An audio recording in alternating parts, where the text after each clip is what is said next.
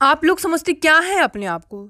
आप लोगों की बातों में कोई दम नहीं है। अगर दम है तो मुझे सबूत दिखाइए। मैं अपनी आंखों से देखूंगा तभी इस चीज पर विश्वास करूंगा। अरे, तुम्हें हमारी बातों पर विश्वास हो या ना हो, लेकिन यह शादी नहीं होगी। आप लोग ऐसा नहीं कर सकते। यह आप क्या कह रहे हैं? कम से कम गहना के बारे में बोलने से पहले तो जरा सोचिए। और फिर इस सब का सबूत क्या है? शीतल ने आश्चर्य से पूछा। जो कुछ कह रहा हूँ वह पूरी जानकारी प्राप्त करने के बाद ही कह रहा हूँ। जिस लड़की को तुम माँ बेटे अपनी बहू बनाने को बेताब हो ना, उसके उजले चेहरे के पीछे कैसा काला अतीत है, उसे सुनकर मैं हैरत में पड़ गया था। वह राजापुर के दिनेश की भांजी जरूर है, पर जिन माँ बाप के लिए तुम्हें कहा गया था ना कि वे मर चुके हैं, यह बात सत्य नहीं है। पिता का तो पता नहीं, पर माँ किसी रईस की रखैल है। कहीं कोई भूल हुई होगी जी। फिर राजापुर जाकर मैं उसकी मामा से मिला। सब कुछ तय करके लौट रहा था कि मेरे कॉलेज के ज़माने का एक साथी ट्रेन में मिल गया। उससे जब मैंने राजापुर आने की वजह बताई तो मालूम हुआ कि गहना की माँ ही अपने पैसे से कमाकर बेटी को बड़ी बड़ी रकमें भेजती रहती है। दिनेश ने तो मुफ्त में भांजी के पालन पोषण का नाम कमाया है। इस पर मुझे विश्वास नहीं हुआ तो पहुंचा देहरादून, जहां उसकी मां के होने की सूचना मिली थी, और तब सब कुछ मालूम होता चला गया। देहरादून के एक प्राइवेट संस्थान में कभी टाइपिस्ट का काम करने वाली वीणा गहना की मां है। अब वह उस संस्थान के मालिक अतुल जी की रखैल है। आवेश से विनय के पिता का मुख तमतमा उठा। विनय की मां शीतल ठगी सी उन्हें देखती रह गई। यह क्या हो गया? विनय का तो दिल ही टूट जाएगा। कितने सपने सजा लिए थे उसने गहना को लेकर। अपनी स्वीकृति का रंग मैंने सहर्ष भरा था उन सपनों में, एक स्नेहमयी माँ की तरह। वैसे विनय को कुछ कहना भी कहाँ पड़ा था। उसके जन्मदिन की पार्टी में जब उसके कॉलेज के साथियों के हुजूम में शीतल ने गहना को देखा तो देखती रह गई। फूलों की तरह तरोताजा युवतियों की उस माला का सबसे आबदार मोती ही लग रही थी गहना। सुंदर सलोनी लड़की को देखकर ब्याह योग पुत्र की जननी स्वयं उस अलभ्य रत्न को तत्काल अपनी गांठ में बांध लेने को व्यग्र हो उठी। फिर विनय का उसकी तरफ झुकाव नाटकीयता से कोसों दूर, उसकी आदतों और उसके सरल सौम्य व्यक्तित्व ने मोह लिया था सबको। पर यह क्या हुआ? उसने तो बताया था कि राजापुर के दिनेश उसके मामा हैं। माँ बाप बचपन में ही किसी हादसे का शिकार हो गए। मामा ने ही उसे पढ़ाया और पाला है। दिल्ली के ऊंचे स्कूल व कॉलेज में पढ़ने व बचपन से ही हॉस्टल में रहने वाली गहना सिर्फ छुट्टियों में ही राजापुर जाती थी। यही उसके पिछले जीवन का संक्षिप्त इतिहास था। शाम को पिता का गंभीर चेहरा देखकर स्वयं विनय ही माँ के पास चला आया। माँ, पिताजी गहना की मामा से मिलने गए थे ना? फिर? बेटा, अब क्या कहूँ तुमसे। मैं नहीं समझती थी कि उस लड़की ने तुम्हारे साथ छल किया होगा। स्वयं वह भी कदाचित अपने अतीत से अनजान है। समझ में नहीं आता और विश्वास करने को जी भी नहीं चाहता, पर तुम्हारे पिताजी ने भी पूरी तहकीकात करके ही कहा है सब कुछ मुझसे। स्वयं वे भी दुखी हैं। पर बात क्या है माँ, स्पष्ट करो। शीतल धीरे धीरे सब कुछ बताती चली गई। सुनकर विनय हतप्रभ रह गया। कुछ पल चुप रहकर शांत स्वर में बोला, गहना ने जानबूझकर हमसे कुछ छुपाया हो यह तो मैं सोच भी नहीं सकता। रही बात उसकी माँ की, सो मुझ उससे कोई फर्क नहीं पड़ता। फिर भी माँ, मैं सब कुछ तुम पर छोड़ता हूँ। यदि तुम्हें गहना हमारे घर के अनुपयुक्त लगे तो तुम कह दोगी कि उसका ख्याल छोड़ दो, तो मैं तुम्हारी बात मान लूँगा। मगर माँ, मुझे विश्वास है कि तुम किसी निरपराध के साथ अन्याय नहीं करोगी। फिर वह बेफिक्री से चला गया। रात भर चिंतन करके शीतल ने ही एक निर्णय लिया और सुबह पति से बोली, मैं देहरादून जाना चाहती हूँ।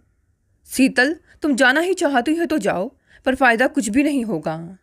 सभी कार्य फायदे के लिए नहीं किए जाते, नुकसान ना हो इसलिए भी कुछ काम किए जाते हैं। ठीक है, कल चली जाना। माँ, तुम देहरादून जा रही हूँ, मैं भी चलूँ? विनय ने धीरे से पूछा। नहीं, इसकी कोई ज़रूरत नहीं। और हाँ, गहना को कुछ मत बताना। पति के बताए पते पर गाड़ी जाकर खड़ी हुई। दिल्ली से देहरादून की लंबी यात्रा से शीतल पूरी तरह थक चुकी थी। छोटे से सुंदर बंगले के बाहर उतरकर शीतल ने ड्राइवर को 2 घंटे के लिए बाहर खा पी कर घूम आने को कहा और स्वयं अंदर चली गई। 2-3 मिनट में ही जो स्त्री बाहर आई उसे देखकर शीतल हड़बड़ा कर खड़ी हो गई।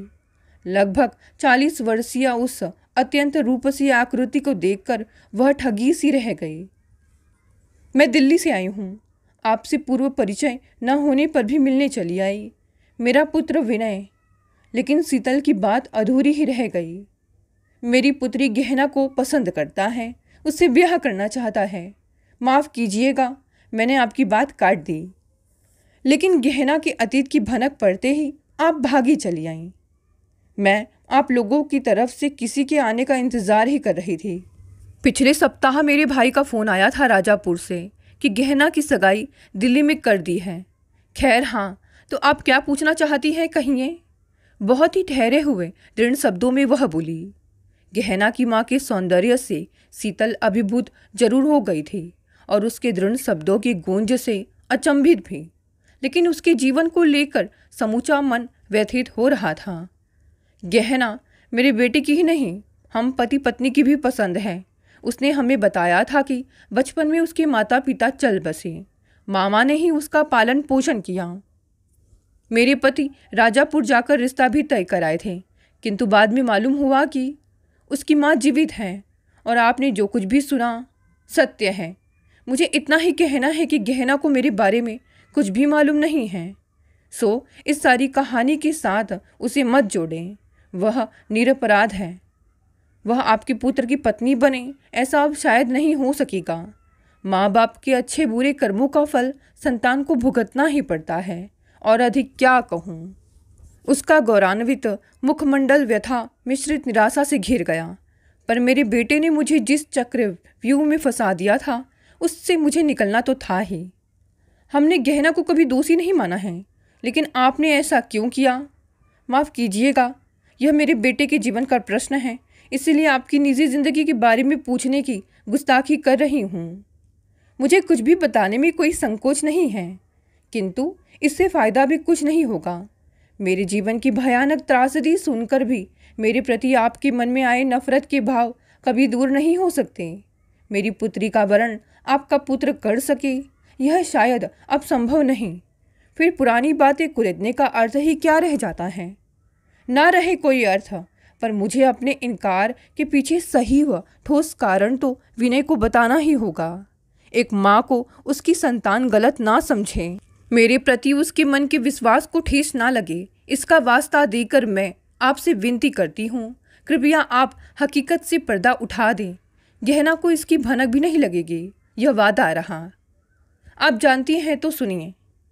करीब 12 वर्ष पहले की बात है। आपको याद होगा, यह वह वक्त था जब आतंकवाद अपनी जड़ें जमा रहा था। एक दिन मैं अपने मायके राजापुर से अपने ससुराल भटिंडा जा रही थी अपने पति के साथ। गहना उस समय 9 वर्ष की थी। मेरे भाई और उनके तीनों बेटों ने जबरन उसे राजापुर में ही रख लिया था। इकलौती बहन की इकलौती पुत्री के प्रति भाई और भतीजों का विशेष स्नेह था। उनके विशेष आग्रह पर मुझे कुछ दिनों के लिए गहना को वहीं छोड़ना पड़ा।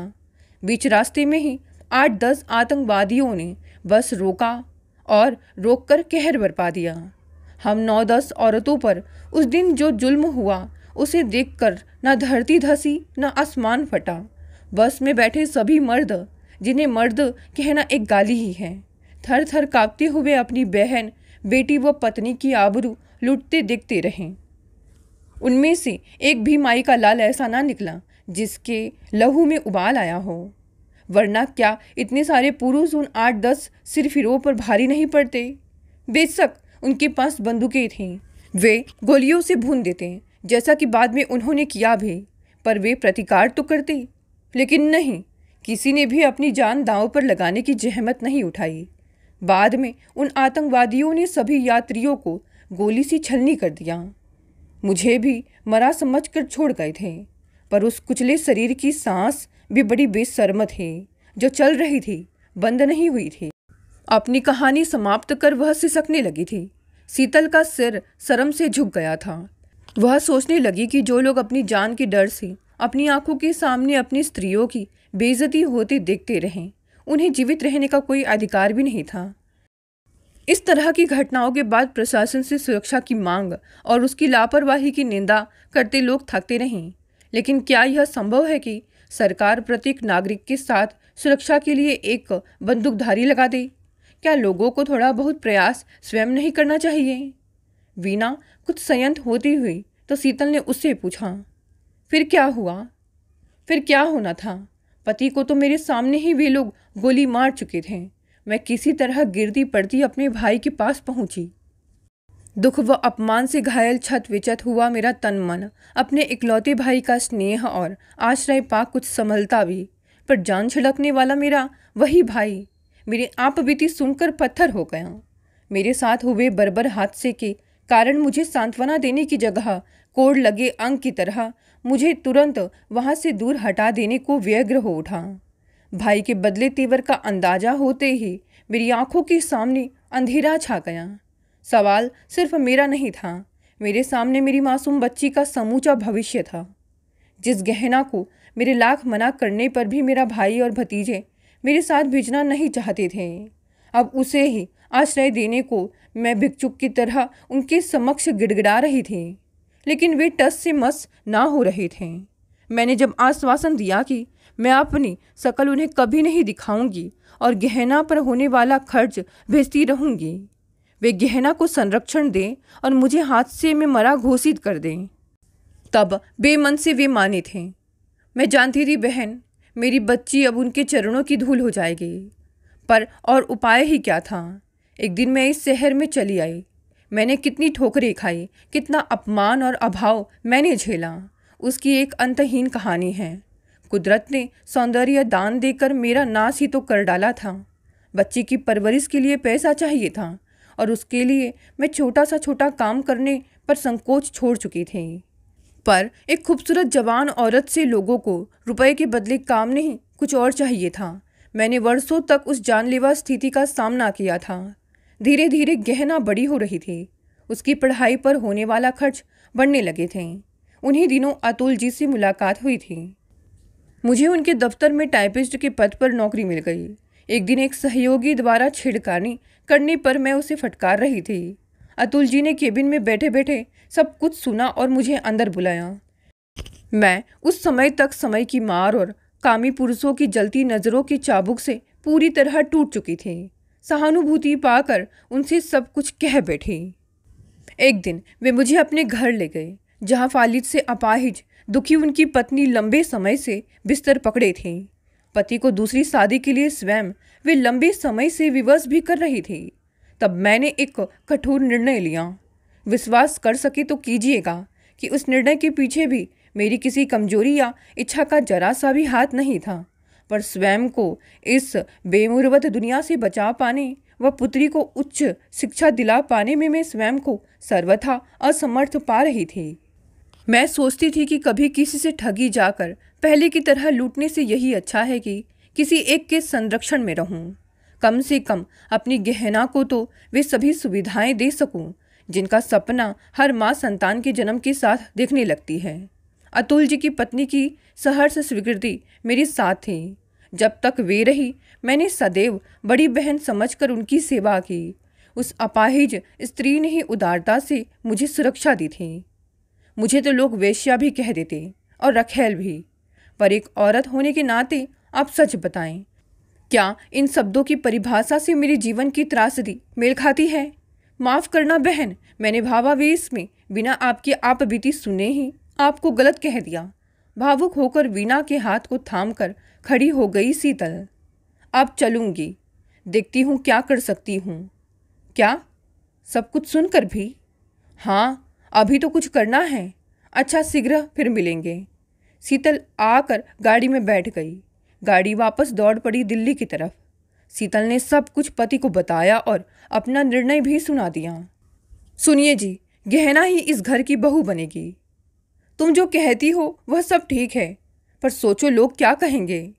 भाड़ में जाए लोग। गहना का कोई दोष नहीं, मैं तो उसकी माँ का भी कोई दोष नहीं मानती। जब उसे अतुल जी अपना सकते हैं, पत्नी सम्मान व प्यार दे सकते हैं, तो हम गहना को क्यों ठुकरा दे? किस बात की सजा दे माँ बेटी को? मैं कब कहता हूँ कि उनका कोई दोष है, लेकिन क्या तूफानी वर्षों में तो बड़ी बड़ी पुख्ता इमारतें तक हिल जाती हैं। घंघोर हिमपात में तो बड़े बड़े पर्वत शिखर भी नहीं बच पाते, जिस पर वह तो सिर्फ अकेली निहत्थी नारी थी।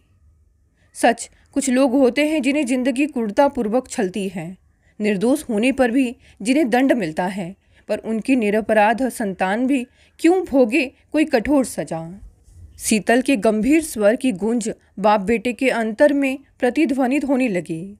अपने पिता के पास खड़े विनय ने आगे बढ़कर माँ के कंधे पर अपना सिर रख दिया। माँ ने उसके विश्वास की रक्षा की थी, उसकी गहना के साथ न्याय किया था। दोस्तों, ये कहानी यही समाप्त हो गई। साथ देखते हैं आज की दूसरी कहानी। देखो यह कैसा रहेगा? हाँ ठीक रहेगा।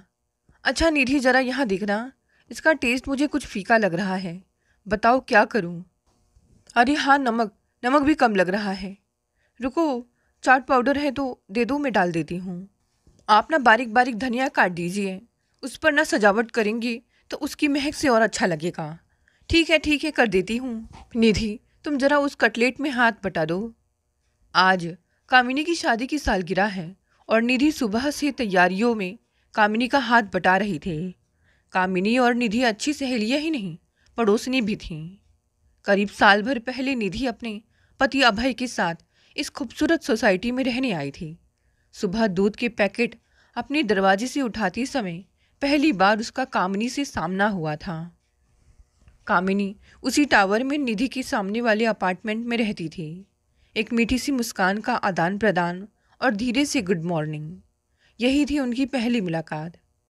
मुलाकात का यह नन्हा सा बीज जल्द ही एक मजबूत दरख्त बन गया था। दोनों ही उम्र के 30वें दशक में थे और दोनों के पति कॉरपोरेट वर्ल्ड में काम करते थे, लेकिन दोनों का स्वभाव एक दूसरे से पूर्णतः विपरीत। जहाँ कामिनी सरल, शांत और गंभीर व्यक्तित्व की स्वामिनी, वहीं निधि चुलबुली, चंचल और हर वक्त हंसने हंसाने वाली नटखट सी लड़की। विविधता में एकता जैसी उनकी यह दोस्ती दिनों दिन गहराती जा रही थी। इन दोनों महिलाओं के दिल की भांति इनके अपार्टमेंट भी जैसे नज़दीक आकर एक घर जैसे बन गए थे। दोनों बचपन की सहेलियों की तरह हर काम में एक दूसरे की मदद करती, या कहो कि सब काम मिलजुल कर करती, हर बात शेयर करती और सुख दुख में एक दूसरे के साथ खड़ी रहती। कामिनी ने अपनी शादी की सालगिरह के मौके पर बिल्डिंग के पीछे बने बड़े लॉन में अपने परिवारजनों और कुछ खास दोस्तों के लिए एक छोटी सी पार्टी का आयोजन किया था। उसका कहना था कि होटल में पार्टी देने से पार्टी में पर्सनल टच नहीं रहता, सब कुछ एक फिल्म की सेट जैसा लगता है और आप अपनी ही पार्टी में मेहमान जैसा महसूस करने लगते हैं। इसीलिए वह घर में दी जाने वाली पार्टियां ज़्यादा एंजॉय करती है। निधि तैयार होकर अपने पति के साथ समय से कुछ पहले ही कामिनी के घर पहुंच गई, ताकि लास्ट मिनट की तैयारियों में उसकी मदद कर सके। कामिनी और निधि की निगरानी में बने स्वादिष्ट भोजन और हल्के फुल्के खेलों ने पार्टी में रंग जमा दिया। पार्टी में हुई ढेर सारी मस्ती और हंसी मजाक के बाद सभी मेहमान कामिनी और उसके पति विकास को धन्यवाद देते हुए लौट गए, लेकिन निधि को कामिनी ने यह कहकर रोक दिया, अरे चली जाना, कौन से दूर जाना है, जरा देर और बैठना। और फिर नौकरानी को 2 कॉफ़ी बनाने के लिए कहकर दोनों सहेलियां बालकनी में आ बैठीं। कॉफ़ी के साथ गपशप करते हुए निधि ने कहा, कामिनी यार, अपनी शादी की एल्बम तो दिखा। शादी कैसे हुई, कहाँ हुई, अरेंज थी या लव? आज शादी की सालगिरह के मौके पर मुझे तेरी शादी की पूरी आत्मकथा सुननी है। यार बहुत लंबी कहानी है, कामिनी ने टालने के अंदाज में कहा। मुझे भी कहाँ जल्दी है, आज की पूरी शाम यूँ भी तेरे नाम थी, अब रात ही सही। निधि आराम से कुर्सी के सामने रखी स्टूल पर पैर फैलाते हुए बोली, ठीक है फिर फ़ोटोज़ के साथ शुरू करती हूँ, कहकर वह अंदर जाकर एक छोटी सी फ़ोटो एल्बम उठा लाई और निधि को दिखाने लगी। फ़ोटोज़ को देखकर निधि को लगा कि शादी कुछ ज़्यादा ही साधारण तरीके से हुई थी। शादी में सिर्फ कामिनी के माता पिता, भाई बहन और उसके पति विकास की तरफ से सिर्फ उसकी एक मौसी दिखाई दे रही थी। दुल्हन ने एक साधारण सी साड़ी पहनी हुई थी, ना कोई मेकअप, ना दुल्हन वाला कोई तामझाम। शादी जैसा कुछ भी नहीं दिख रहा था। फोटो भी शायद परिवार के किसी सदस्य ने ही खींचे थे। कामिनी के घर के दरवाजे पर खड़े होकर वर वधू दोनों एक दूसरे को अपने बगीचे के फूलों से बनी वरमाला पहना रहे थे। फिर घर के आंगन में बने छोटे से मंडप में हुए फेरों के कुछ फोटो थे। निधि जानती थी कि विकास और कामिनी दोनों की ही परिवार की आर्थिक स्थिति काफ़ी अच्छी है। फिर शादी इतनी साधारण तरीके से क्यों हुई? उसने पूछा। वो क्या है ना, हमारी शादी बहुत जल्दी में हुई थी। कामिनी थोड़ा असहज होकर बोली। वो क्यों? निधि ने हैरानी से पूछा। क्योंकि विकास को शादी की जल्दी थी। कामिनी ने एक वाक्य में बात खत्म करते हुए नजरें चुरा ली। विकास को शादी की इतनी जल्दी क्या थी? वह ठीक से तैयार भी नहीं हो सका। उसने तुम्हें भी दुल्हन की तरह कोई साज श्रृंगार करने का भी वक्त नहीं दिया। निधि ने कामिनी की टांग खींची। विकास के भाई और पापा विकास की शादी उसकी भाभी की बहन से करवाना चाहते थे। वह लड़की बहुत सुंदर, पढ़ी लिखी और अमीर भी थी। कामिनी धीरे धीरे प्याज की परतों की तरह खुलने लगी। ओह अच्छा, और विकास तुझसे प्यार करता था, इसीलिए उसने अपने माँ बाप से छुपकर तुझसे शादी कर ली होगी। निधि ने जैसे सारा मामला समझते हुए कहा। अरे नहीं यार, तू अपनी कल्पना की उड़ान को ज़रा ब्रेक तो लगा, हमेशा जल्दी में ही रहती है। अरे बुद्धू, ऐसा कुछ भी नहीं था। मुझे तो विकास ने शादी वाले दिन पहली बार देखा था। भाई, यह कहानी तो दिलचस्प होती जा रही है। अब तू जरा शुरू से सुना। निधि ने आराम से पालथी मारकर बैठते हुए कहा। हाँ तो सुन। बात यह थी कि विकास की भाभी बहुत ही सुंदर, पढ़ी लिखी और अमीर खानदान की बेटी थी, लेकिन उसका व्यवहार विकास की सीधी साधी माँ के साथ अनुकूल नहीं था। कामिनी ने कहानी का सिरा पकड़ते हुए कहा। अरे यार, अब तू आम के पेड़ पर अमरूद मत उगा। मैं तेरी शादी की बात कर रही हूँ और तू विकास की भाभी के कसीदे पढ़ रही है। निधि के हवाई घोड़े फिर दौड़े। थोड़ा सफ़र का भी मजा लीजिए जनाब, मंजिल तो आनी ही है। कहानी को ज़रा धीमी आंच पर पकने दे, धीरे धीरे सिकने दे, उसकी खुशबू को हवाओं में घुलने दे, फिर देख मजा। कामिनी ने लंबी सांस लेकर जैसे खुशबू लेते हुए कहा। ठीक है, सुनाइए कथावाचक कामिनी नंद जी।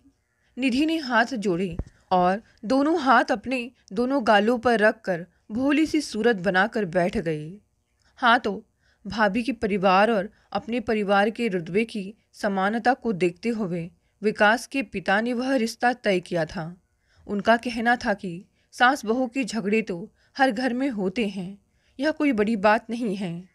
असल बात यह है कि रिश्ते बराबर वालों में ही करने चाहिए और हर नए जुड़ते हुए रिश्तों के साथ परिवार के सामाजिक और आर्थिक रुतबे में बढ़ोतरी होनी चाहिए।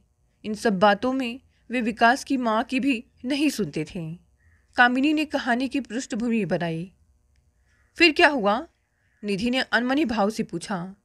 फिर एक बार जब विकास छुट्टियों में हॉस्टल से घर आया तो उसने देखा कि वहाँ तो उसकी शादी भाभी की बहन से पक्की करने की बात हो रही थी। विकास ने उस शादी से साफ इनकार कर दिया और अपने पिता से नाराज होकर अपनी मौसी के गांव चला गया। निधि को कहानी की खुशबू आने लगी थी, परतें खुल रही थी। मौसी के गांव ही क्यों? निधि की दिलचस्पी बढ़ी, क्योंकि वह अपनी मौसी से बहुत अटैच्ड था। उसे विश्वास था कि मौसी उसकी बात जरूर समझेंगी। हमारा घर मौसी के घर के पड़ोस में था, कामिनी ने बताया। फिर वहाँ पर विकास ने हमारी कामिनी को देखा होगा और देखते ही लट्टू हो गया होगा। निधि ने फिर अपनी तान छेड़ी। अरे नहीं रे बाबा, जरा अपनी सोच के घोड़े को कुछ तो आराम दे, कामिनी ने फिर टोका और निधि बच्चे की तरह मुंह पर उंगली रखकर चुपचाप बैठ गई।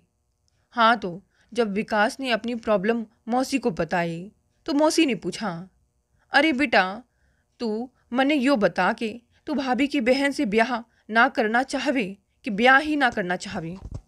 कामिनी ने मौसी का लहजा पूरी तरह से अपनी बातचीत में उतारते हुए कहा। मौसी, मुझे शादी तो करनी है, लेकिन करूँगा तब जब मुझे वैसी लड़की मिलेगी जैसी मैं चाहता हूँ, विकास ने बताया। तन्ने कोई छोरी पहले से पसंद है के? मौसी की अनुभवी आंखों ने विकास के चेहरे में कुछ खोजते हुए पूछा। नहीं मौसी, ऐसी कोई बात नहीं है, विकास ने बताया। फिर ठीक है, अब तुम मने ये बता के तू कैसी छोरी चाहवे है, मौसी ने पूछा।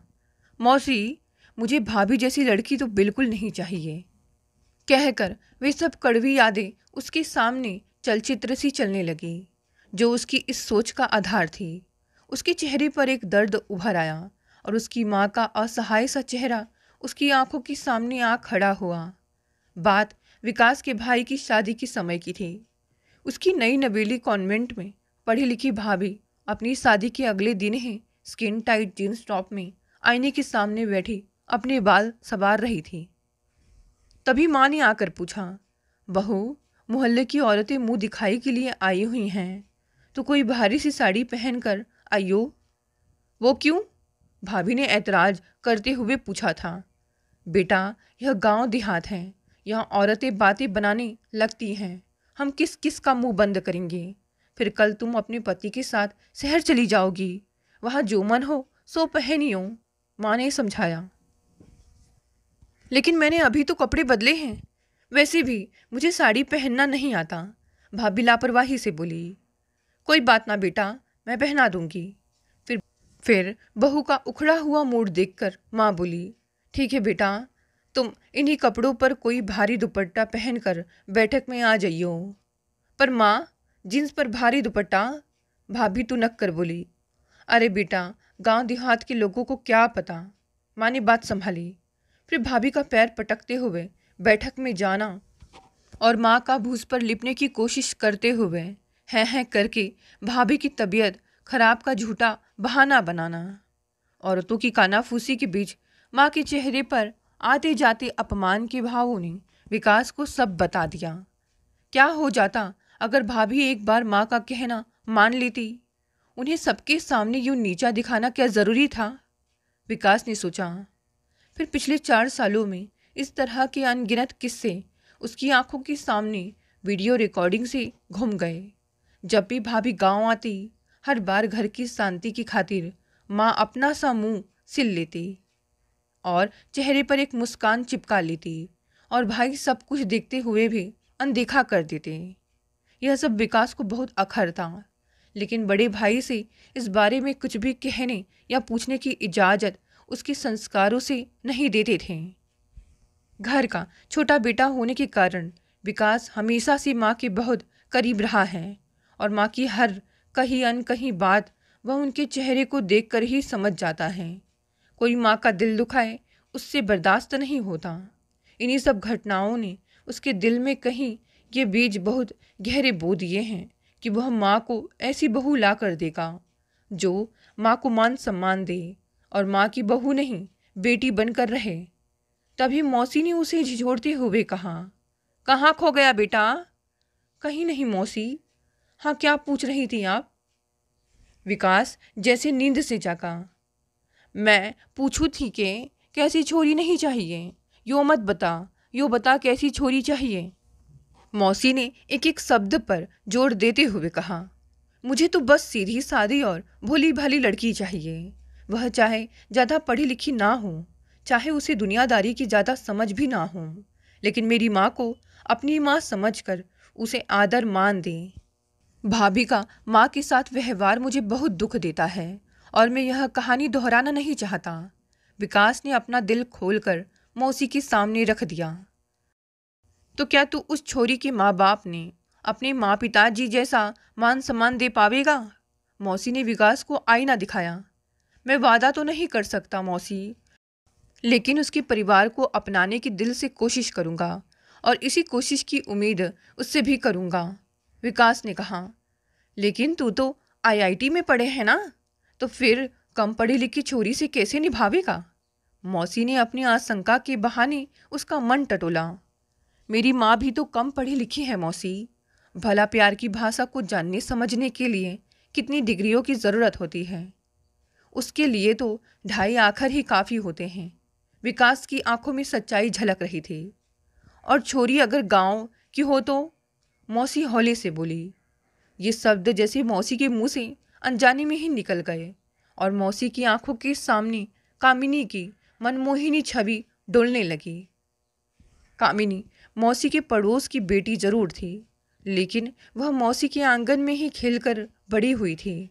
उसका मौसी से लगाव अपनी माँ से कम नहीं था, लेकिन घर गृहस्थी के छोटे छोटे कामों के साथ मौसी को रामायण पढ़कर सुनाना, उनके बालों में तेल लगाना उसके पसंदीदा कामों में से थे।